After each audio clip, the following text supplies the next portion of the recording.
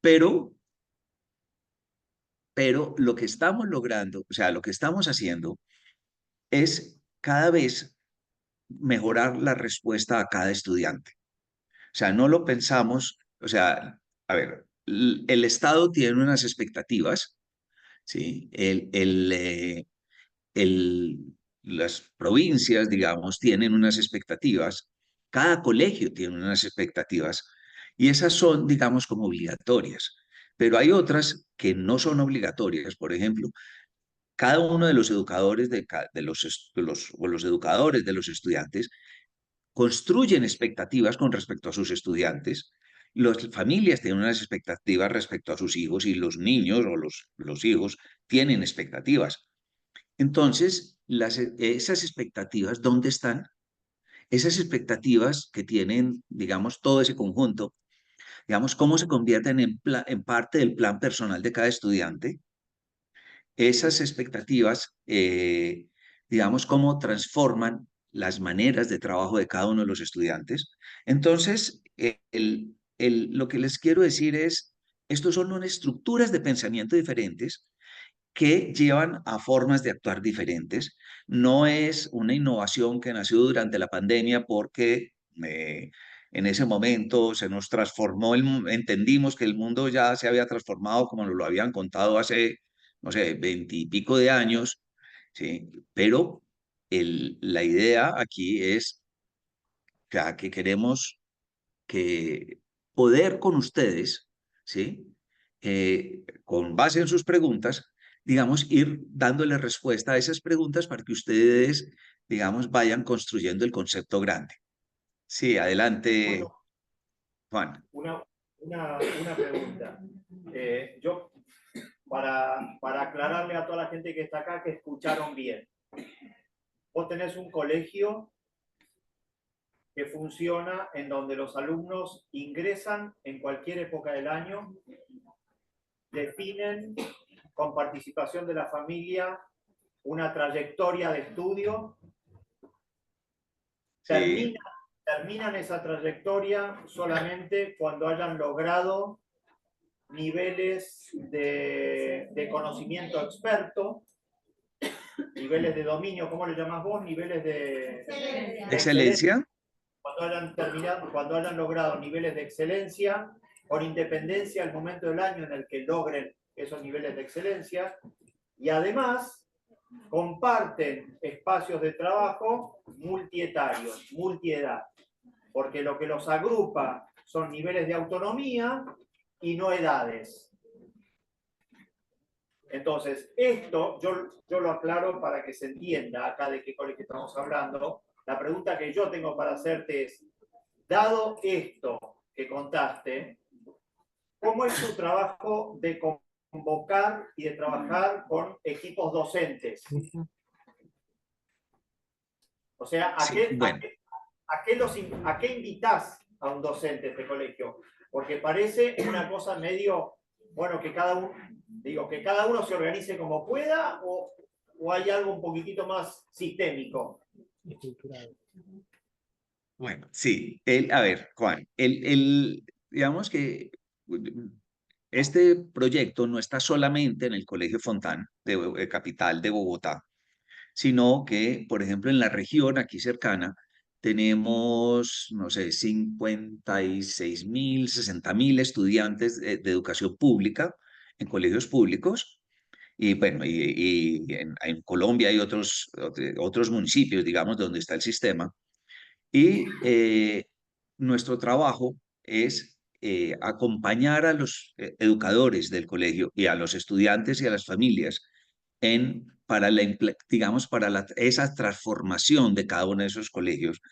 Y, digamos, nos enfrentamos a muchos desafíos. Entonces, el primer desafío es el desarrollo del pensamiento disruptivo. O sea, porque si las personas no son capaces de pensar distinto, de ver, digamos, de ser capaces de entender que el mundo de hoy no es el mundo o sea, en Colombia la ley empezó en el año 93 y nos hemos mantenido, digamos, con esos estándares curriculares del año 93 con algunas pequeñas transformaciones en el tiempo. sino que es un sistema radicalmente distinto. Entonces, lo primero que tenemos que trabajar es el pensamiento disruptivo con todos los educadores, las familias y los estudiantes. Lo que sigue ya es ayudarlos a ellos a que construyan su proyecto de transformación. O sea, la idea no es que todos los colegios repliquen la educación relacional, porque digamos que este proyecto, digamos, nace de muchísimos años de transformaciones continuas, pero de todas maneras, muchas instituciones quieren, por ejemplo, dicen, a ver, el sistema nuestro, los profesores no dan clases y no hay exámenes, porque todo está basado en el aprendizaje autónomo, el desarrollo de la capacidad de aprendizaje autónomo de los estudiantes. Entonces, digamos que muchas instituciones dicen, no, es que lo que más me interesa inicialmente es que nuestros estudiantes desarrollen la capacidad de aprendizaje autónomo. Entonces, toman algunos elementos de nuestro proyecto y nuestro trabajo con los colegios es ayudarles a que construyan su proyecto de transformación. No es que repliquen el nuestro, aunque, como dije ahorita, muchas veces toman elementos del colegio nuestro o del proyecto nuestro. Entonces, después que ya tienen digamos, ya arman su proyecto, lo que ayuda es los capacitamos y les ayudamos, digamos, en la implementación de su propio proyecto. Y digamos que, y cómo ese proyecto del colegio se sigue transformando. O sea, no es pasar digamos, de un sistema estático a otro sistema estático, sino de un sistema estático a un sistema dinámico. Y tal vez eso es lo que más le cuesta tanto a los educadores como a los estudiantes, porque es que a partir de ese momento, digamos, siempre van a tener que seguir, digamos, transformando el colegio y no transformándolo en cosas pequeñitas. A ver, yo uso una analogía desde hace muchísimos años, muy sencilla, y imagínense que todo el transporte, no sé, en Buenos Aires, es con mulas y arrieros. Entonces te imaginas que bueno, toda la Argentina, o sea, es con mulas y arrieros. Y entonces imagínate que es llevar, no sé, un piano desde el sur de la Argentina hasta Buenos Aires. Entonces, claro, sería, digamos, nada podría funcionar como funciona hoy la Argentina. Entonces unos dirían, no, es que el problema es que las mulas argentinas son muy bajas, y pueden cargar muy poco, necesitamos mejorar la raza de las mulas. Entonces vamos a traer a yo no sé cuántas de burras españolas y burros gringos, perdón, caballos gringos, y vamos a hacer mulas más grandes. ¿Eso mejora el sistema de transporte? Pues sí, si hay mulas más grandes, pues van a cargar más y van a mejorar un poco. Pero después van a venir otros y dicen, no, es que el problema no está ahí. El problema es que donde ponen la carga, eso está hecho amarrado todo encima de las mulas y se daña toda la mercancía si llueve. Tenemos que hacer, digamos, como unas pallets, pues, o unas estivas donde poner la carga con la forma de la mula y así la carga no se nos va a perder y va a ir mejor distribuida. ¿Sí? Entonces, y así no se va a perder tanto. Y dice, ¿eso mejora? Sí, eso mejora un poquito el problema. Y otros van a decir, no, el problema es que las cerraduras de las mulas, si son metálicas, entonces cuando hay una piedra que está húmeda o mojada, se resbala y la mula se aporrea y se nos daña la mercancía. Entonces es mejor que pongamos cerraduras de caucho. Entonces, fíjense que cada una de esas cositas mejora un poquito el sistema, pero no resuelve el problema. Entonces, lo que proponemos, o sea, hasta que no llegue una persona que les diga, no, señores, tienen que cambiar la fuerza muscular, ¿sí? De la mula por la fuerza de un motor. Y fuera de eso, tienen que cambiar el principio de pata por el de rueda y el de trocha por el de carretera, ¿sí? Y o sea, digamos que tenemos que cambiar los principios sobre lo que está montado el sistema. Y ahí, digamos, va a haber realmente una transformación que le va a dar respuesta a una nueva época, digamos, de desarrollo de un país. Lo mismo pasa con la educación. En educación nosotros vemos que todos están haciendo muchos esfuerzos, pero pequeñitos, de cosas, de arreglar algo que yo creo que no se puede arreglar, que es inarreglable. Porque voy a poner algunos ejemplos. Si ustedes tienen a un estudiante durante 14 años de su vida, que su sistema de relación con su realidad es que con un poco más de la mitad basta, hay tantas miles de horas de práctica ese sistema de relación que, digamos, que tiene tanta práctica que empieza a pasar ese sistema de relación a sus otros sistemas de relación. Entonces, su relación, no sé, con sus padres, con sus hermanos, bueno, con la universidad o con el trabajo, digamos, va a ser que con un poco más de la mitad basta. Pero, digamos, el problema es que la calidad de vida de una persona depende de su calidad de relación con el mundo, su calidad de vida profesional, emocional, social, sentimental, intelectual. Entonces, digamos, no podemos tener un sistema, digamos, basado en la mediocridad. Tenemos que tener un sistema basado en la excelencia. Y para eso tenemos que entender que excelencia no es un sitio donde unos pocos, no, solamente unos pocos pueden llegar. Excelencia, nosotros la entendemos como proceso. Es ese proceso, digamos, de ese incremento gradual y permanente de la exigencia con respecto a la calidad. Y exigencia quiere decir que el estudiante pueda lograr cosas que antes no era capaz de lograr. O sea, la meta es que cada día el estudiante sea mejor que antes. Ese es, digamos, un cambio, digamos, que nos lleva, un cambio de principio que nos lleva a transformar el sistema completamente. Pero así como esos cambios de principio hay muchos otros. Si ponemos, por ejemplo, como les dije hace un rato, el principio del respeto, que el sistema esté basado en el principio del respeto y respetamos de verdad, o sea, con respeto profundo, respetamos a que el estudiante es único, la única opción que nos llega, que nos va, que lo único que podemos hacer es terminar con un plan para él, con un plan personal. Y así, digamos, con muchos otros. Entonces, el trabajo no es un trabajo de hacer arreglitos al sistema tradicional. Es un trabajo de investigar elementos y trabajar sobre elementos, digamos, de principios del sistema que transformen el sistema. Eso es el trabajo que nosotros hacemos. Y todo eso lo hacemos, y todo eso lo hacemos, digamos, solamente con una mente, con un espíritu, digamos. Y es que entendemos que lo que estamos haciendo hoy no está garantizando, no le permite a los estudiantes realmente transformar su calidad de vida.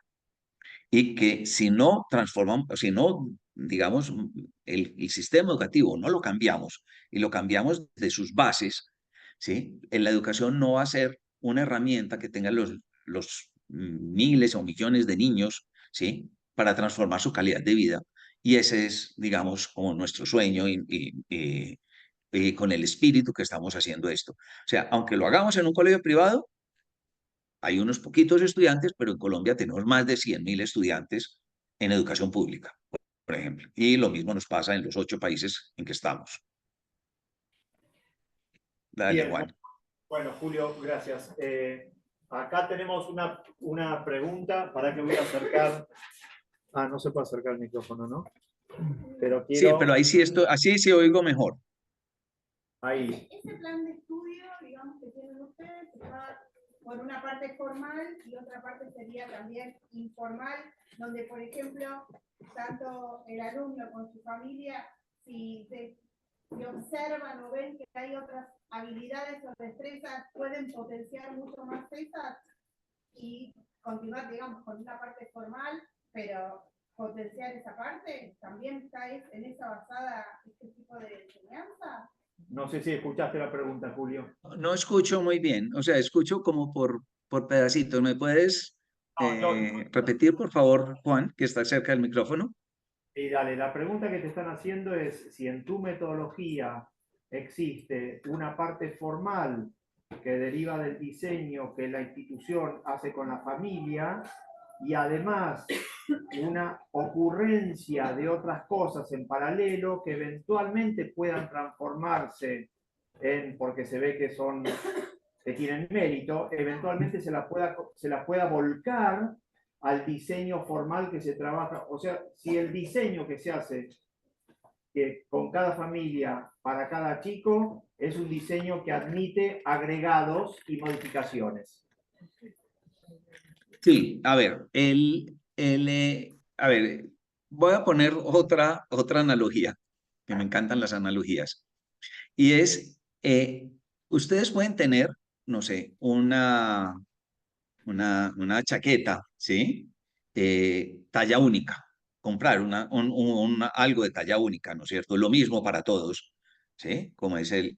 La segunda opción es que, digamos, que puedan personalizarla, o sea, que le puedan poner digamos, el nombre de la persona o que le puedan, no sé, cogerle el ruedo o las mangas para que le quede bien a esa persona. Entonces, la segunda opción es personalizar, pero la tercera opción es diseñar, es que a esa persona le diseñen una chaqueta para él. Entonces, digamos que la primera, que es igual para todos, pues digamos, eso es más o menos lo que pasa en la mayoría de los colegios del mundo.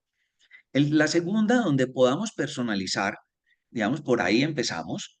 Al principio lo que hacemos es personalizar y personalizar quiere decir que podemos personalizar los contenidos, ponerlos, digamos, en términos digamos, de los gustos y las expectativas que tienen los estudiantes, pero también debemos personalizar el proceso pedagógico, es la forma, digamos, como gestionamos esos contenidos con cada estudiante, como él los gestiona, pues, digamos, esos contenidos.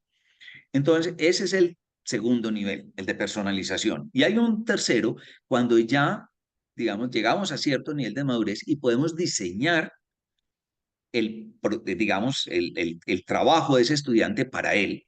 Por supuesto, cumpliendo tanto con las expectativas de los gobiernos como la de las provincias, como la del colegio, la de las familias, ¿sí? La de los educadores y las del estudiante.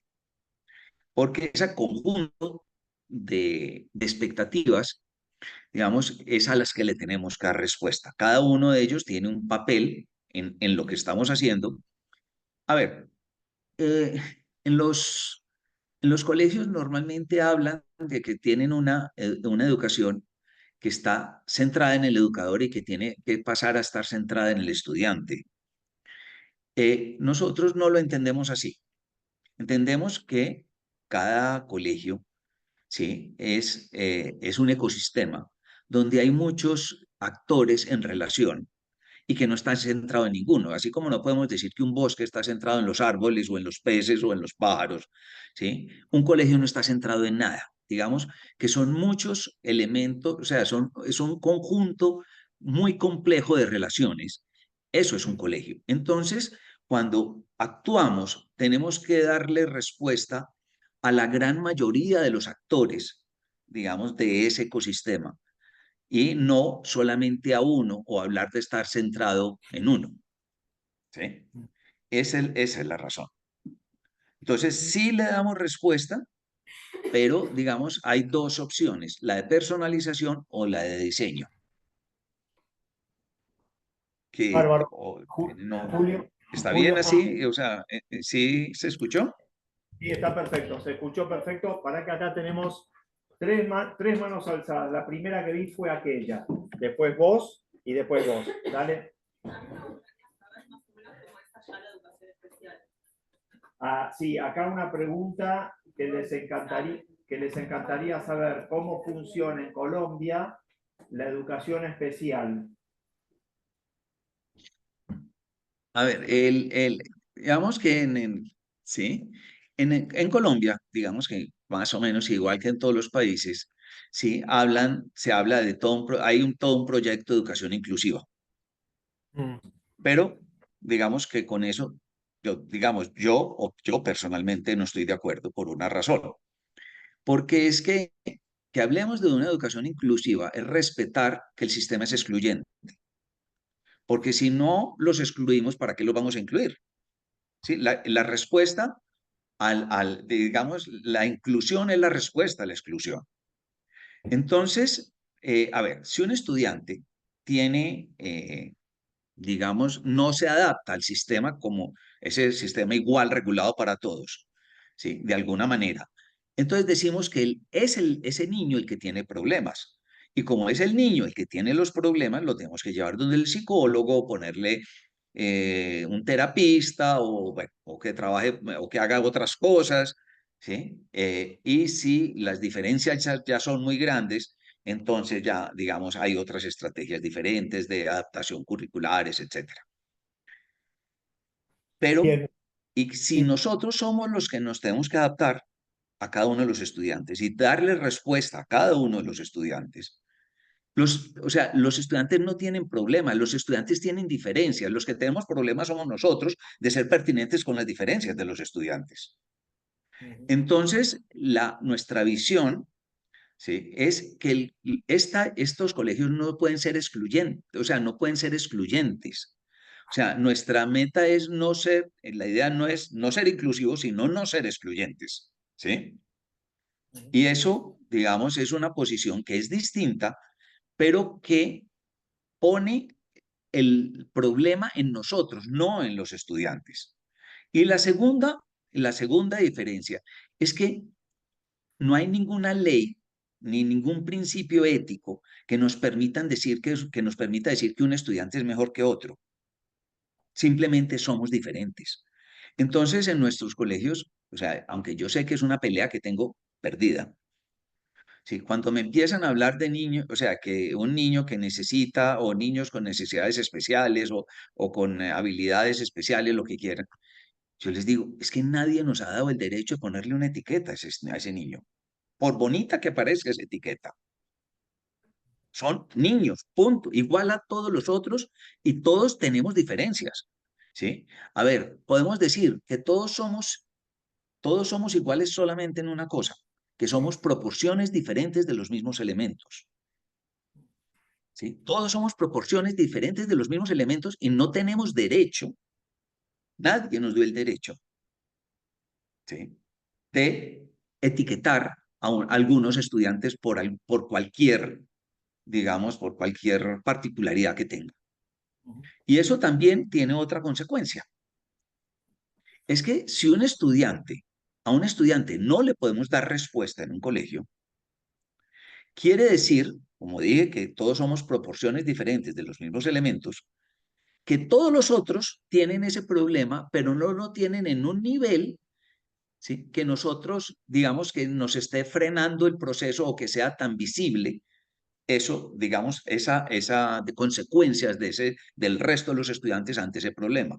Entonces, si nosotros encontramos algo en lo que no le podemos dar respuesta a un estudiante, tenemos que pensar lo que le tenemos que dar respuesta a todos los estudiantes en ese elemento, ¿sí? Esa es nuestra posición. O sea, entendemos el tema de la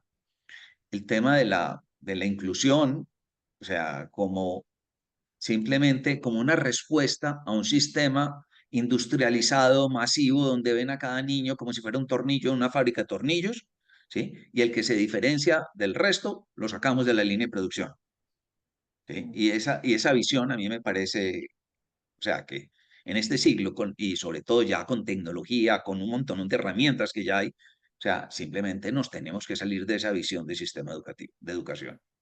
Bien, Julio, antes de hacerte otra pregunta acá de la gente, en base a lo que decís, se me ocurre, pero vos aclaranos, que tu vínculo con las autoridades de gobierno ha tenido distintas etapas y distintos momentos, ¿no? Porque muchas de las cosas que vos planteás rompen un poco la idea que tiene cualquier política educativa nacional, ¿no? O territorial. ¿Cómo es tu vínculo con el ministerio y cómo evolucionó ese vínculo en el tiempo?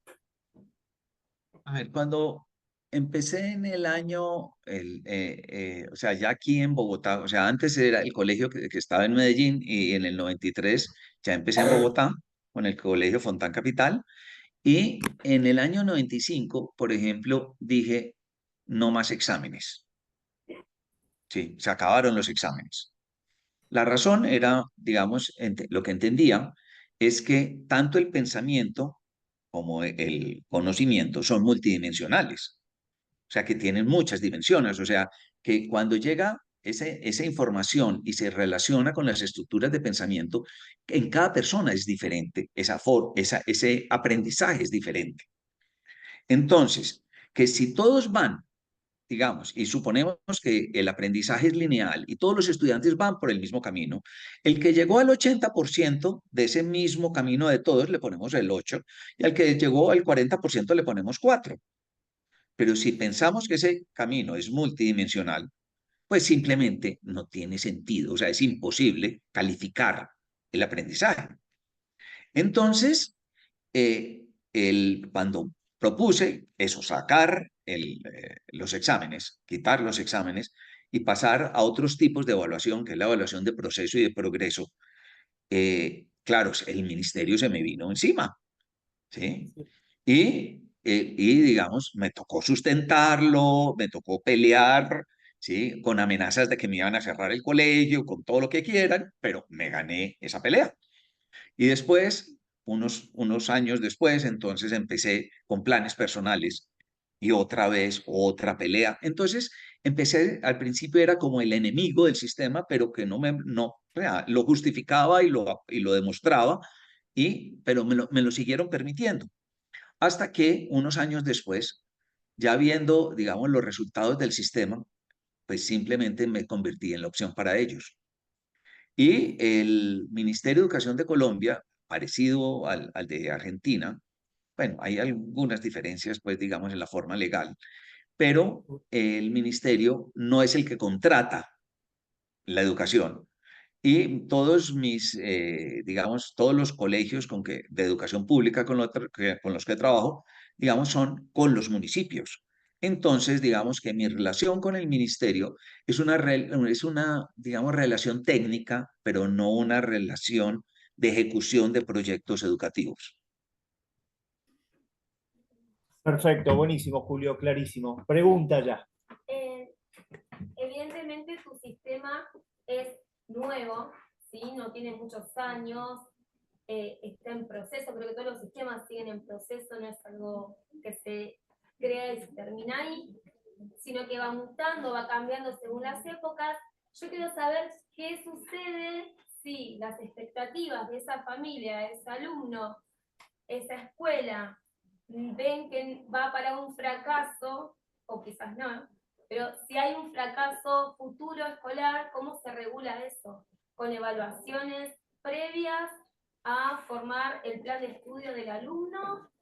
¿O si ven que no logran, se vuelve a reformular todo? ¿Qué hacen? Porque nosotros acá tenemos el conocido fracaso escolar de muchos pibes.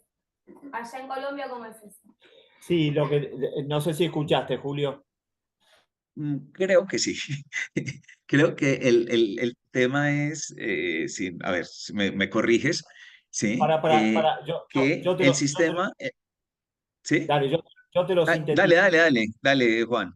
Sintetizo lo que te están preguntando es cuál es la garantía que tiene la familia trabajando con el colegio de que después el diseño personalizado hecho con ese alumno finalmente le fracase al alumno y a la familia y quién protege a la familia. Esa es un poquitito la idea, ¿no?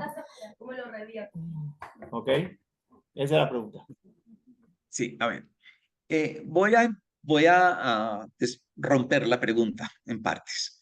La, Dale. la primera, la primera parte es que si yo le pongo el cumplimiento de estándares curriculares básicos a un estudiante de último curso, nos puede hacer el curso en 4 o 5 meses. O sea, porque la cantidad de contenidos, aunque todo el mundo se queja de que son muchos, para la capacidad de aprendizaje de un estudiante que ha desarrollado esa capacidad de aprender, son pocos. Entonces tenemos un campo grande. O sea, la única forma, porque los estándares curriculares nos dicen son 10 meses de curso. Entonces, nos toca varias cosas. El primero, digamos, es que tenemos que ampliar el alcance de nuestro trabajo. O sea, todos los estudiantes están llegando a la excelencia en cada tema. En el sistema tradicional en Colombia ganan con el 60%. Pues ahí ya hay una ventaja. La segunda es que no nos podemos quedar con los estándares curriculares básicos mínimos. Tenemos que ir mucho más allá. Entonces, yo tengo casos, por ejemplo, muchos casos de un estudiante, por ejemplo, que le encanta la química, ¿sí? Y la biología, y en Colombia es de 0 a 11. Ahí, ¿sí? O sea, son 12 grados porque contamos el 0. Somos bien particulares.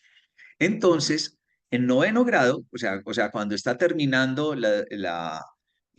sea, cuando el curso anterior, digamos, a empezar el bachillerato, eh, ese estudiante, o sea, está en secundaria, ¿no es cierto? Y en el último curso de secundaria ya ha terminado todas las biologías y las químicas de toda la secundaria, más las del bachillerato. Entonces, a partir de eso empieza a trabajar con libros de universidad. Entonces, el problema no es, o sea, el problema, digamos, es que tenemos que enriquecer los contenidos, tenemos que enriquecer, porque si no, digamos, los estudiantes nos terminan en muy corto tiempo. O sea, cuando no los enriquecíamos, teníamos estudiantes que terminaban un curso en 4 meses.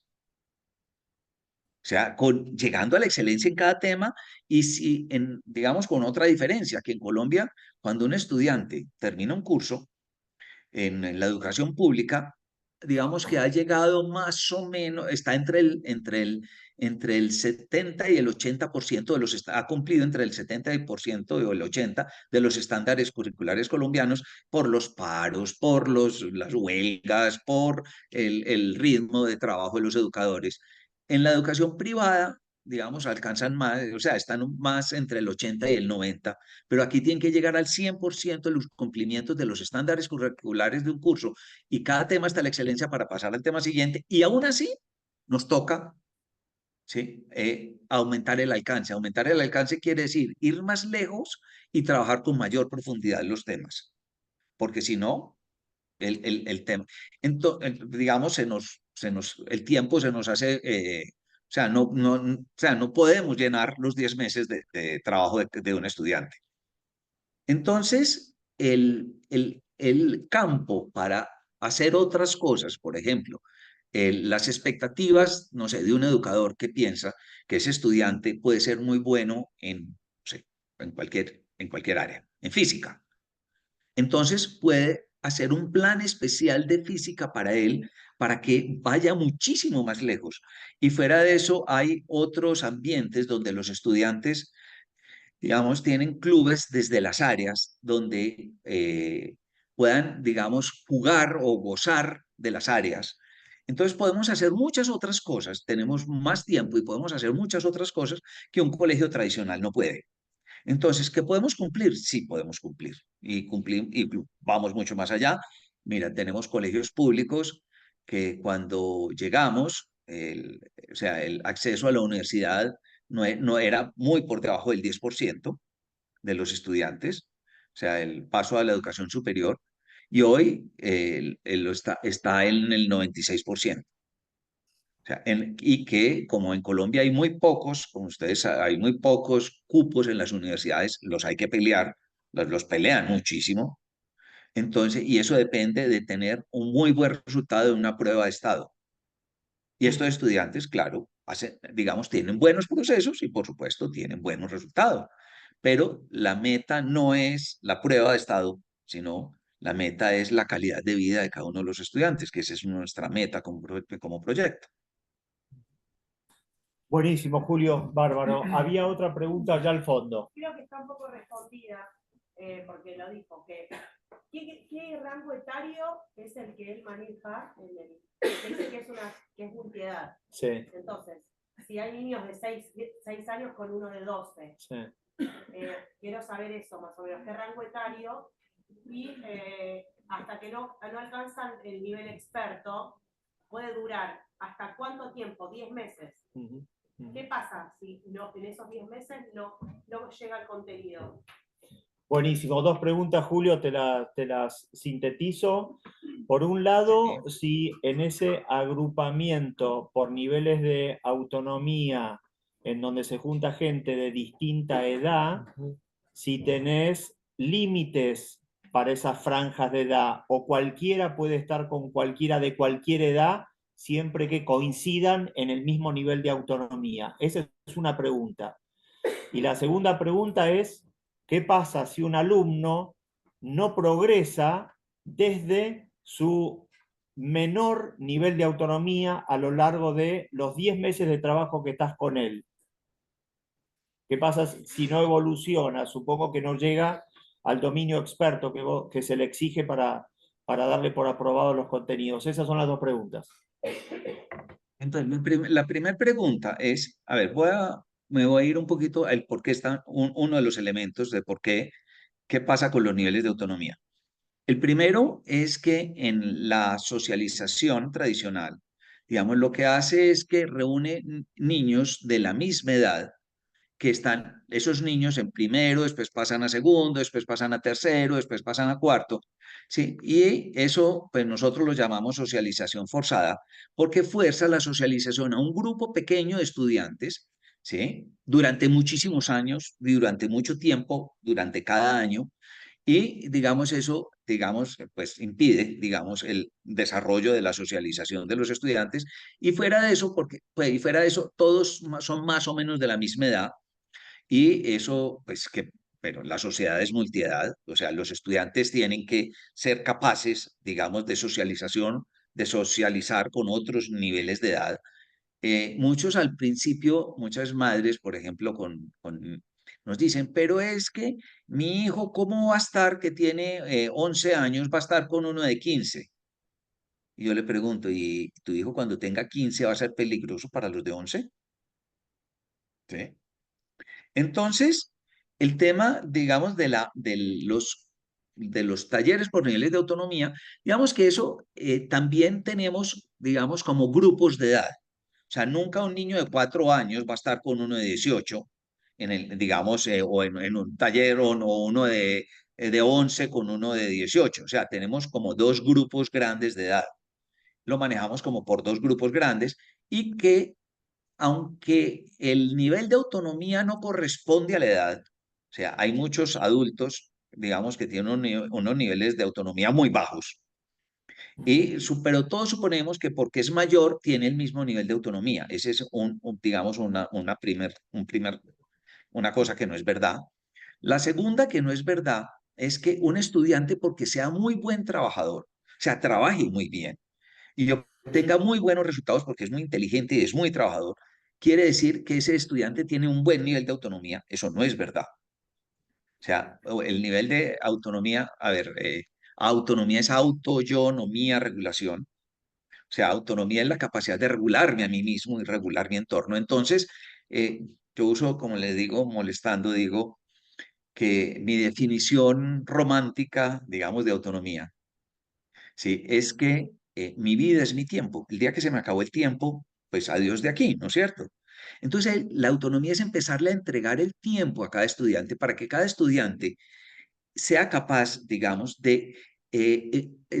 muy gradualmente, entonces empezar que primero sea capaz de ponerle meticas, unas metas a ese tiempo, o sea, que sea capaz de verse en el futuro, y después que sea capaz de comprometer su capacidad de trabajo en el tiempo.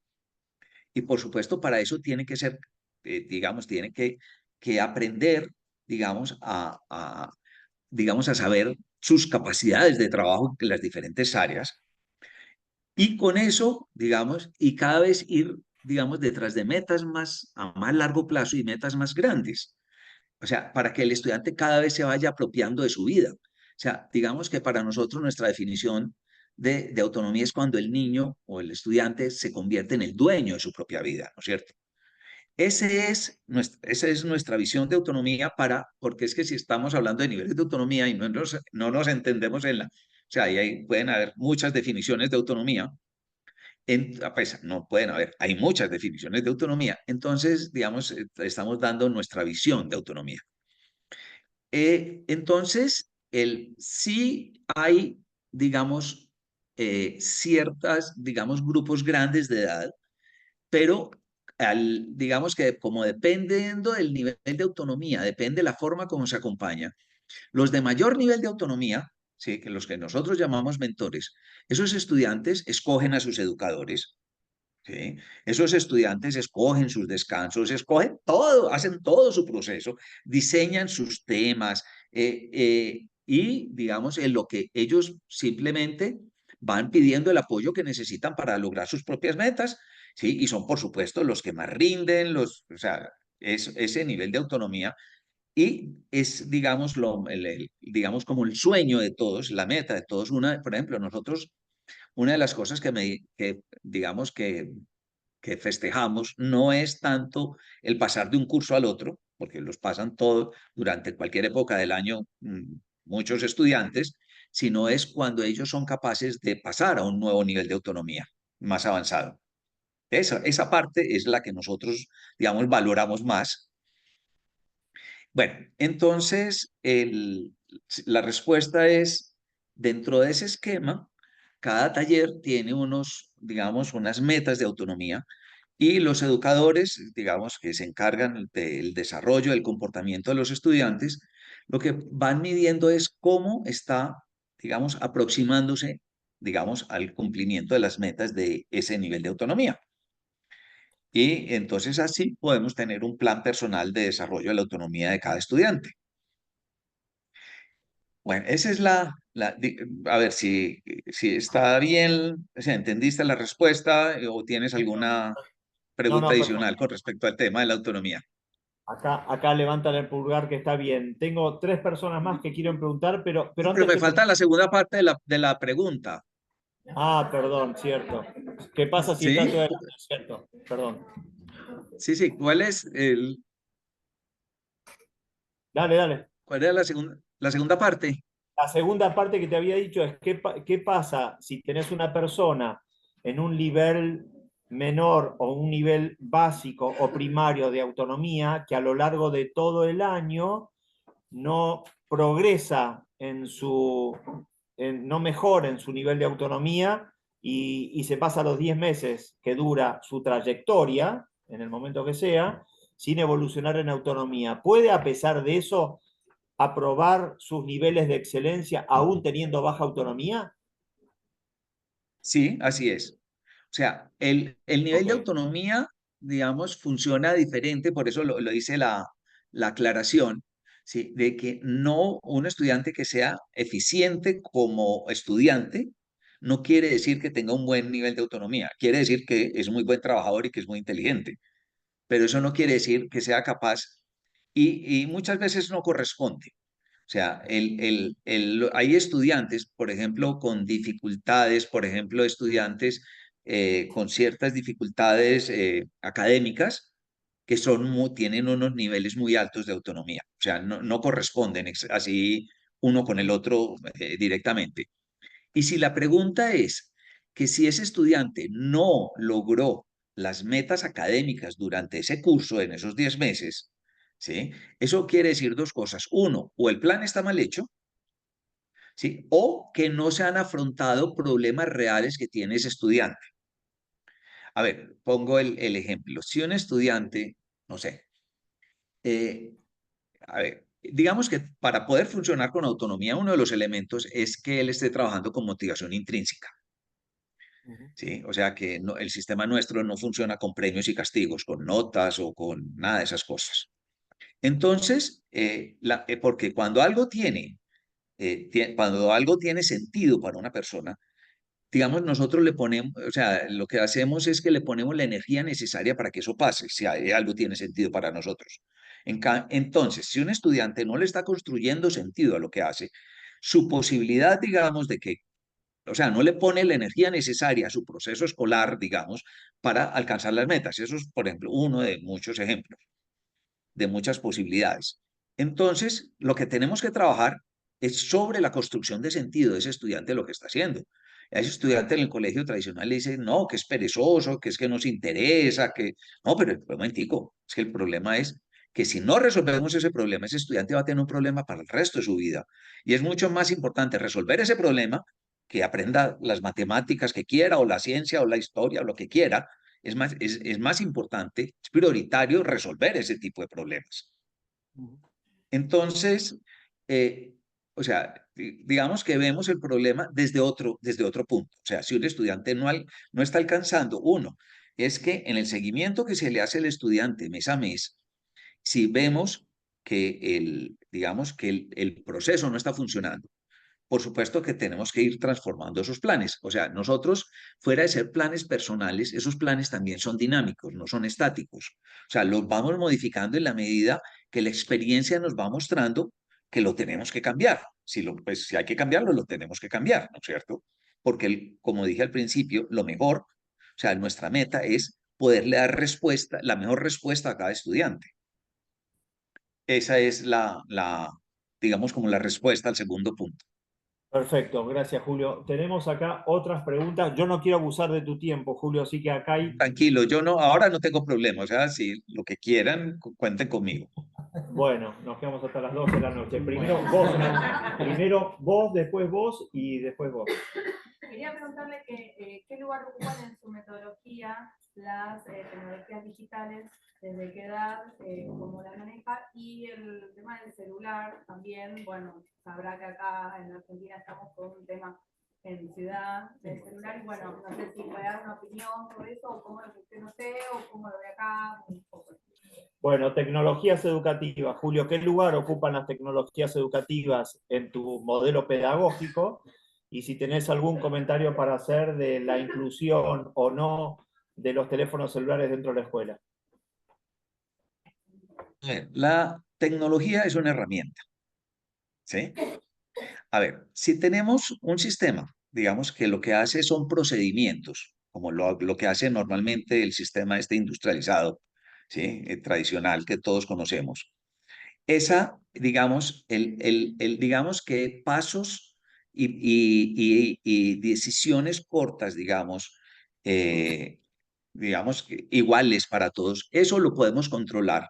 Y eso es la base de la inteligencia artificial, por ejemplo. En cambio, si estamos trabajando en la heurística, donde la base es, digamos, la innovación, ¿sí? Es la imaginación, la innovación, digamos, donde el estudiante es el que está creando su proceso de aprender. La tecnología, por ejemplo, en este caso, la inteligencia artificial es una de las herramientas más potentes con las que podemos contar. Para que, o sea, puede contar el estudiante para poder, digamos, avanzar claro, ir mucho más lejos ser capaz de producir cada vez mejor su trabajo. Entonces, entendemos que la tecnología es una herramienta. O sea, las personas aprendemos de una manera. ¿No? O sea, eso que es que con el aprendizaje a través de la tecnología, no, nosotros aprendemos, punto. Cómo llega esa información y la forma como gestionamos nosotros la información es la que nos lleva a hacer el proceso de aprender. Entonces, nosotros, cada estudiante en nuestro colegio tiene su computadora enfrente, ¿sí? Por supuesto, no desde los 4 años ni de los 3 años, sino a partir, no sé, del mediados de la primaria, porque al principio, por supuesto, está trabajando todo en papel, ¿sí? Pero a partir de cierto momento, todo lo están haciendo. Y, por ejemplo, si ustedes van a ver la cafetería en un descanso, ustedes ven que muchos de los estudiantes han dejado su celular encima de su sitio de trabajo. Igual, dejan su computadora, dejan su celular, sus audífonos y se van a descansar. Y usted le pregunta, ¿pero por qué pasa eso? O sea, la respuesta es que ellos, digamos, a ver, si un estudiante no aprende a manejar los distractivos, ¿sí? Sus distractivos desde pequeño, va a tener un problema para el resto de la vida.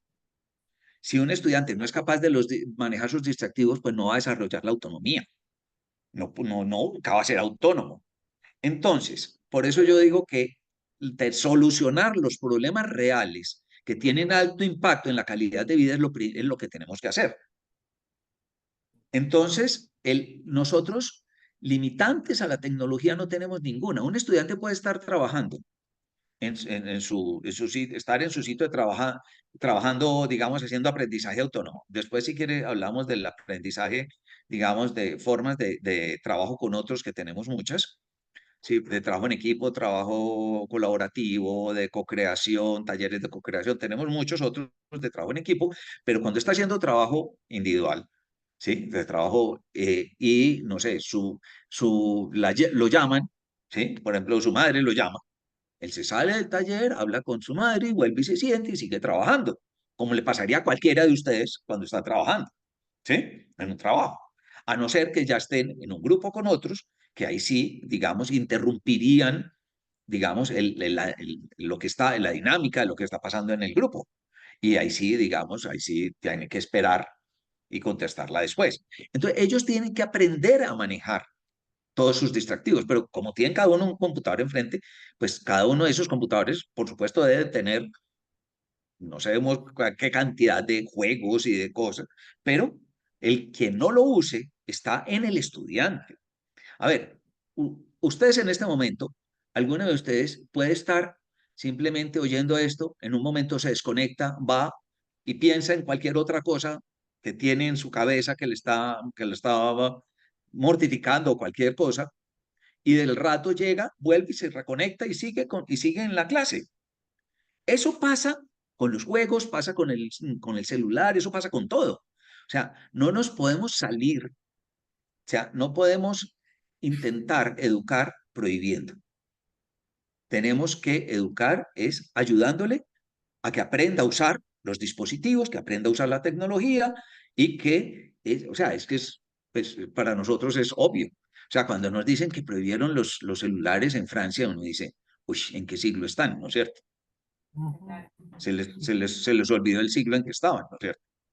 O sea, porque trabajan, digamos, prohíben el medio, pero no resuelven el problema.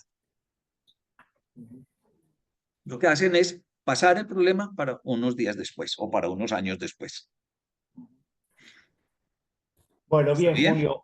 Sí, bien, bien. Otra pregunta. Te aviso que acá la semana pasada salió una circular limitando, no vamos a poner prohibiendo, limitando, regulando el uso de los celulares en las escuelas de secundaria, no, y primaria, prohibiendo en inicial, prohibiendo en primaria y regulando regulando en secundaria en todas las escuelas de la Ciudad de Buenos Aires, de gestión estatal y privada. Así que hay un gran debate acá con eso. Yo ya he dicho lo que pensaba en varias salidas en medios y estoy bastante en línea con lo que vos decís. Vamos a otra pregunta más acá. Sí, quería saber cómo organizan la cantidad de educadores con estudiantes, teniendo en cuenta que cada planificación por estudiantes lleva demasiada observación. Entonces quería saber cuántos educadores se necesitan para poder hacer foco a la necesidad individual de cada uno de estos chicos que están en esta escuela. Dotación docente. Esa sí la entendí. Sí, dotación docente de educadores, diseño individual y seguimiento de los procesos. ¿Cómo estás estafiado para darle contención y buen acompañamiento a esta pedagogía? Bueno, a ver, cuando estoy trabajando, por ejemplo, con colegios públicos, ¿sí? Hay colegios, por ejemplo, en el sur de Medellín tenemos colegio, por ejemplo, un colegio, ¿sí? Que se llama el Consejo Municipal de Itagüí, y en ese colegio tienen más o menos 48 estudiantes por aula, ¿sí? Y usan el sistema, ¿sí? A ver, ¿qué pasa? Es que esto no es más trabajo, es otro trabajo. O sea, tú en vez de estar pendiente de la gestión, digamos, del contenido durante todo el tiempo, de qué clases voy a dar, qué preparar las clases, qué hacer los exámenes, qué hacer todo eso. Nada de eso tienes que hacer. Para empezar, por ejemplo, en nuestros colegios no hay horario, ni siquiera, porque cada estudiante al principio del día tiene que planear su día, ¿sí? Y si quieres, ahorita entramos en ese tema. Pero entonces es otro trabajo.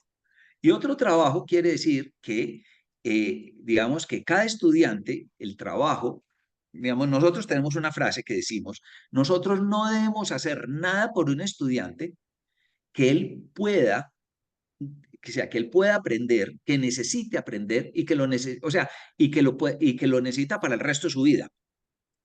Entonces, si un estudiante lo puede aprender, que lo aprenda. O sea, nuestro trabajo es ayudarle a aprender, no solucionarle el problema, no darle la información, por ejemplo. Entonces, pues porque es la base del desarrollo de la autonomía.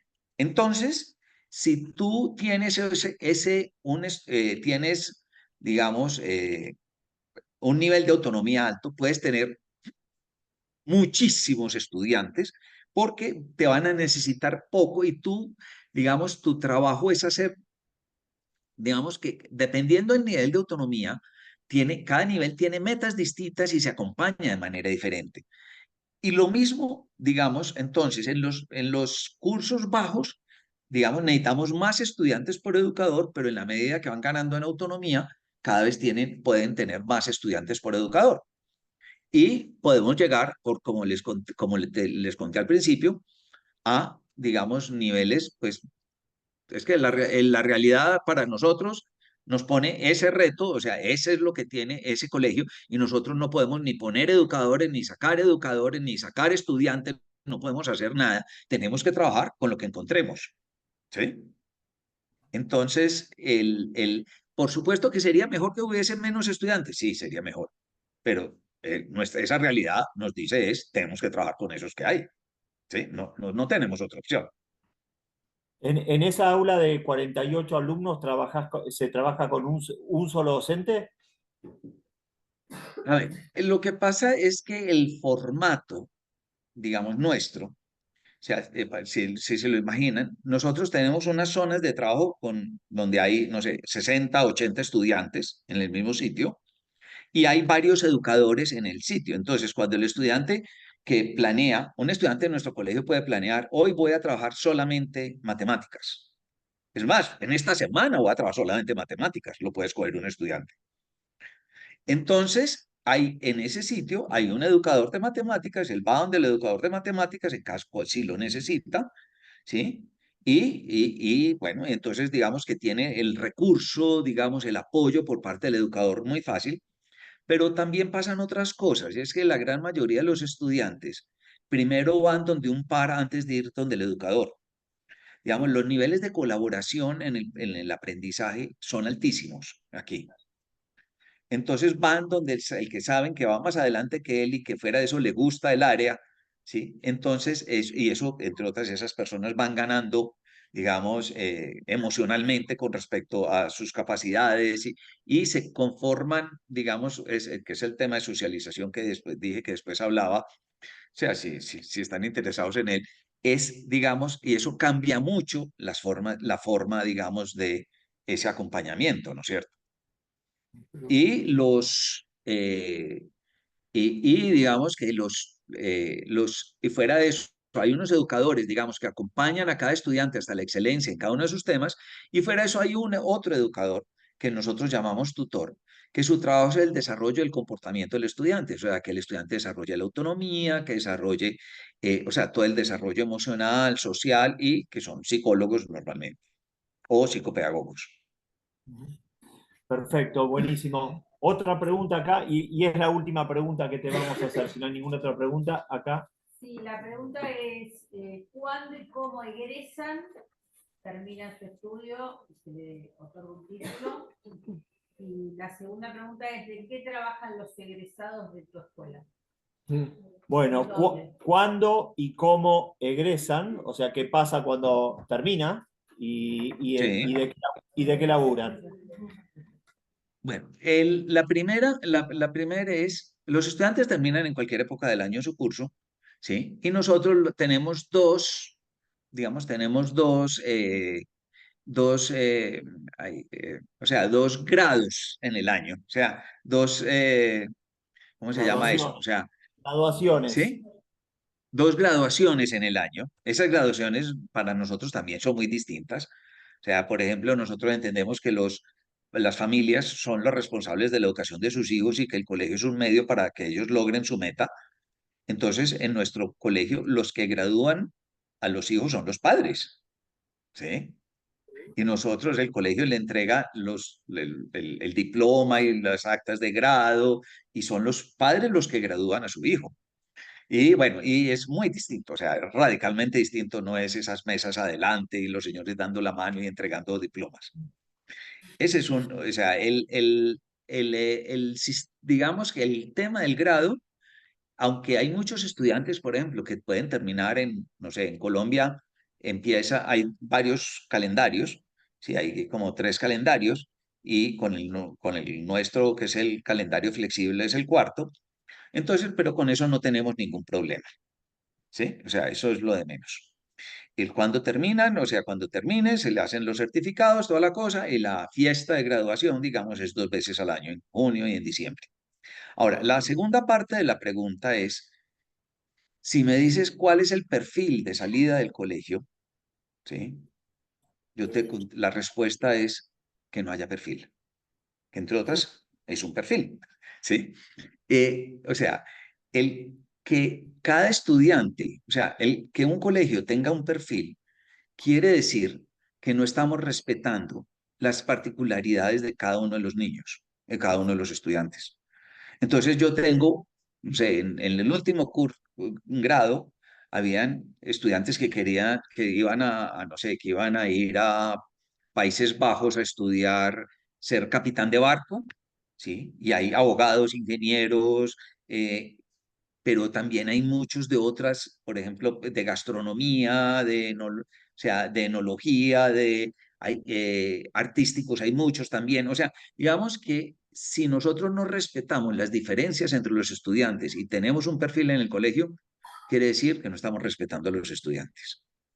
O sea, nosotros ahí sí la tenemos. O sea, eso que yo digo, que en el colegio, que un colegio no puede tener un perfil de salida, aunque eso sea un perfil, no tener un perfil de salida es un perfil, pues un tema de pensamiento complejo, pero es, digamos, como nosotros nos entendemos. Porque parte, digamos, de este proyecto es que el sistema educativo pase de un pensamiento lineal a un pensamiento simple a un pensamiento complejo. Por ejemplo, todo el sistema educativo está basado en la certeza y castiga el error. Pero cuando ustedes van a tomar una decisión, cada elemento sobre los que están tomando la decisión tiene elementos, digamos, si ustedes saben que cierta parte es cierta, pero a lo mejor saben que parte de eso que tienen enfrente, donde tienen que tomar la decisión, no es cierto. Y fuera de eso tienen dudas de una parte de eso que no saben si realmente es cierto o no es cierto. Y fuera de eso saben que el azar existe. Y fuera de eso que hay contradicciones que se mantienen. Y ahí hay que tomar las decisiones. Entonces, en el sistema, digamos, tradicional, lo contrario, ¿sí? A la certeza es el error, ¿sí? Pero no, en el mundo real, la certeza, el error, digamos, la duda, la contradicción, todas hacen parte del mismo proceso. Lo mismo que en el sistema tradicional, ustedes dicen, no sé, el descanso es lo contrario al trabajo, ¿sí? Si un estudiante no está trabajando, está descansando y es lo contrario es el trabajo y el descanso. No, el descanso es parte del trabajo, pero también el ocio y también la recreación son parte del trabajo. Así como un estudiante aprende a trabajar, tiene que aprender a descansar, ¿sí? Y tiene que aprender a manejar el ocio y también la diversión. Entonces, el introducir el concepto de pensamiento complejo en la educación les cambia su mirada de lo que es la educación y eso, digamos, es uno de los elementos que nosotros más trabajamos. Una cortita. Bueno, acá una cortita. La planta orgánica funcional de una escuela media de 400 estudiantes, ¿de qué número hablamos más o menos? Es lo que te dije ahorita. Sí, la respuesta es, donde lleguemos, tenemos que trabajar con lo que haya. O sea, nosotros no podemos escoger. Ok. ¿Sí? O sea, Sos el rey tenemos que armar, o sea, como nosotros no somos los que armamos el plan, lo que hacemos es que le ayudamos a cada escuela a que haga su plan, que construya su plan. Ok, ¿Sí? Eso es un problema que tienen ellos, cada escuela, cómo le damos respuesta a esas formas distintas de pensar y de trabajar, ¿sí? Con los recursos que tienen. bien. Julio, acá me están pidiendo por favor una última. Sí, no, porque hablamos mucho de la Sí, ¿Cómo adelante. acompañan al docente? Claro. ¿Cómo capacitan y acompañan al docente, Julio? Y esta es la última pregunta. Después de tu respuesta te aplaudimos. No, el aplauso sobra, pero no importa. No, lo mejor sería que la próxima vez que vaya los pueda estar ahí acompañándolos y en Obvio. vivo y en directo estemos conversando. Eso sería mejor que el aplauso. Bueno, la cosa es que, a ver, los educadores, igual que con los estudiantes, digamos, nosotros usamos, pues con nuestros educadores con los estudiantes usamos educación relacional y con los educadores tiene que ser igual. sea, nos tenemos que tomar nuestra propia sopita, como decimos aquí en Colombia. ¿Sí? O sea, que todo lo que les conté pasa exactamente igual con los educadores. O sea, por ejemplo, nosotros no echamos discursos, nosotros acompañamos procesos. Esos son como una de esas frases así duras que usamos nosotros. Y lo mismo pasa con los educadores. O sea, cuando un estudiante va a trabajar un tema, lo primero que tiene que trabajar es construirle sentido a lo que va a hacer. Una vez le construye sentido, o sea, para que él garantiza, digamos, que él sea el que le está poniendo la energía necesaria. Y sí, claro, si tenemos un estudiante que no le está construyendo sentido a nada durante 14 años de su vida, el problema es que le cuesta mucho después construirle sentido a su vida o a sus familias o a construir sentido. O sea, no desarrolla la capacidad de construcción de sentido. Entonces, primero es que le construya sentido. Después de que una persona le construyó sentido a lo que va a hacer, digamos que lo que sigue es que arme su plan de trabajo. Entonces, para eso tiene que saber qué me están pidiendo, ¿sí? ¿Dónde lo voy a encontrar? Porque el resto de su vida tiene que ser autónomo en su proceso de aprendizaje. Por eso hablamos de aprendizaje autónomo. Después de eso viene todo un tema de estructuración de pensamiento, que, bueno, que ese sí necesito, o sea, ese es un poco más complejo y tendríamos que estar bastante más tiempo para poder trabajar ese tema. O sea, cómo ponemos esa información, digamos, en términos de pensamiento, ¿sí? Y, porque eso es aprendizaje, es poner la información en términos de pensamiento. Y lo que sigue, ¿sí? Es con eso que trabajó, cómo puede entregar valor a otros. Porque es que la educación no puede estar basada en enriquecer al estudiante, en habilidades, en competencias, en hábitos, en valores, en virtudes, en lo que quieran. Sino, o sea, porque una persona puede estar muy enriquecida, pero si no es capaz de entregar valor a los otros, digamos, o sea, sus posibilidades de calidad de vida son muy bajas. Ustedes conocen a muchas personas que están muy enriquecidas, ¿sí? Pero que su vida es una catástrofe. Entonces, la meta de la educación, o sea, es que uno se enriquece para entregar valor a otros. Entonces, y eso tiene que pasar en cada uno de los temas, porque si no, no se convierte en hábito. Entonces, bueno, ese mismo proceso pasa con los estudiantes y con los educadores y de esa manera vamos, digamos, acompañándolos, los acompañamos durante un tiempo y ellos, digamos, así van manejando hasta que, digamos, manejan todo su proceso. Bueno, Bueno, Julio, gracias.